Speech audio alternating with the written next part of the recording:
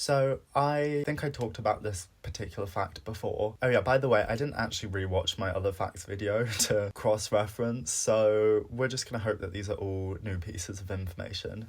I've had many a weird obsession in my life, a slightly niche obsession, one of which was an IKEA obsession. You heard me correctly. I would spend just a stupid amount of time scouring the website, looking at all this furniture I was going to buy for my hypothetical future apartment.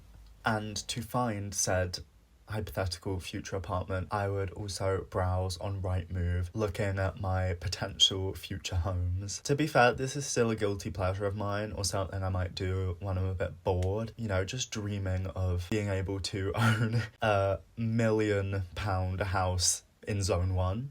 A girl can dream. I also had an obsession with Marie Kondo. This was when I was like maybe 14, 15. I studied the KonMari method religiously. I remember getting so excited when I saw her show come out on Netflix and binged it. And I was over the moon when maybe the Christmas that year I was given her book as a gift. It was just so exciting for me. It's exciting life I live. Another book which I think fits into that sort of genre is the Book of Hugo, which I also love. My friend Ben introduced it to me, and I think I remember seeing it online a bit also once I knew about it. I'd always loved the idea and practice of coziness. I still do. Like, I really always enjoyed that, but I never really knew what it was or that there was a name for it until I came across this book and was able to actually learn about, like, the details of it and how you can incorporate it as a practice into your life. A big part of the coziness and hygge lifestyle is obviously the hot drink. And so for a while, I spent a lot of time searching for the perfect mug. No, not that mug. This mug. I'm not sure that I've necessarily found it yet. It's about having the right size, and also an appropriate sized handle is very important. Anyways, but my favourite mug is actually this one. It's just the perfect mug for drinking tea. I love the design. I've had it since I was about 13, and I have a very sentimental attachment to it. If I were ever to break it, I genuinely think I would spend a day and morning just crying. I genuinely think I would shed tears over it. When I started drinking tea, I originally put 2 sugars in. I think I was with George and Ben, and I was trying tea for the first time, and they were like, oh, you need to put sugar in that. And I was like, no, it's fine. And then I tasted this thing that at the time was like sewer water. Yuck. Ugh. And so I promptly poured the sugar in. Used to put sugar in my coffee too. But I've since gone back to plain coffee, and I don't put sugar in actually ever. But after having a long time of not having sugar in my tea, I've gone back to putting one in. Shh, don't tell my dentist.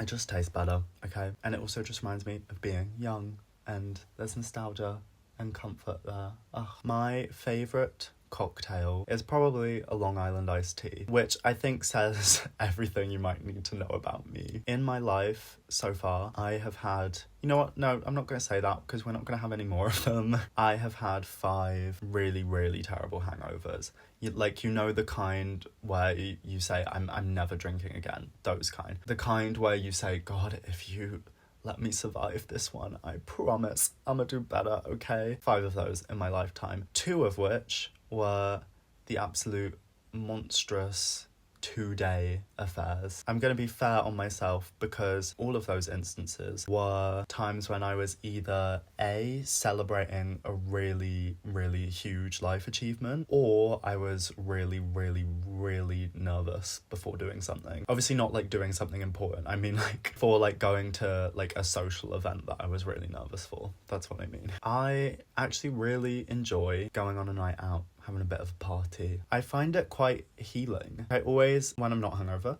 wake up the next day and I'm just sort of smiling to myself thinking, oh my God, I love going out. I love it. I love my friends. I love dancing to music.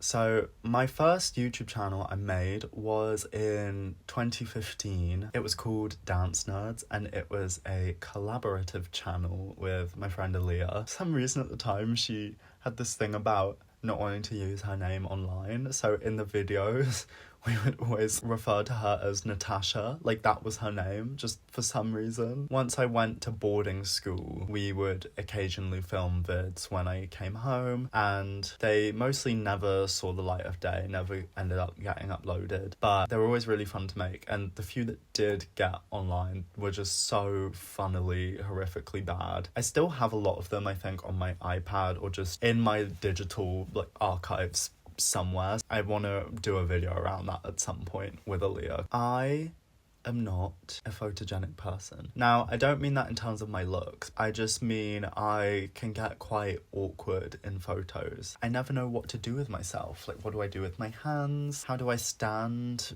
What do I do to look nice? I don't know. I'm often wanting to ask people to take pictures of me, but then I never do, because I know that the second I hand over the phone and then go and stand wherever, I'm just gonna sort of Shane Dawson it. I never end up taking very many photos of myself. I'm fine if it's in a group photo or even just with one other person, I'll be fine. But when it's just me, I can't do it. So that's why I'm rarely posting pictures of just myself. I used to be obsessed with the idea of doing a photo shoot. For a while, I really, really, really wanted to do it.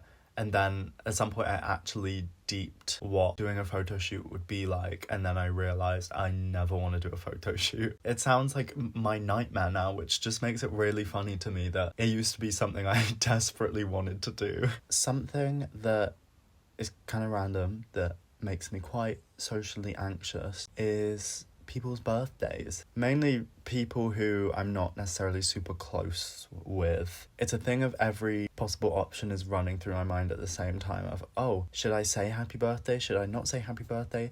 Is it going to be weird if I say happy birthday to them? Or if I don't say happy birthday to them, are they going to then be offended that I don't say happy birthday to them? Or are they just not going to care anyway? It's one of those things. It's kind of random, but it's just something I've picked up on. I know that rationally it's completely ridiculous, and the only person that I'm making look bad is me, because then I end up just feeling incredibly guilty when I don't wish someone a happy birthday. So if I've ever not said happy birthday to you, it's not personal.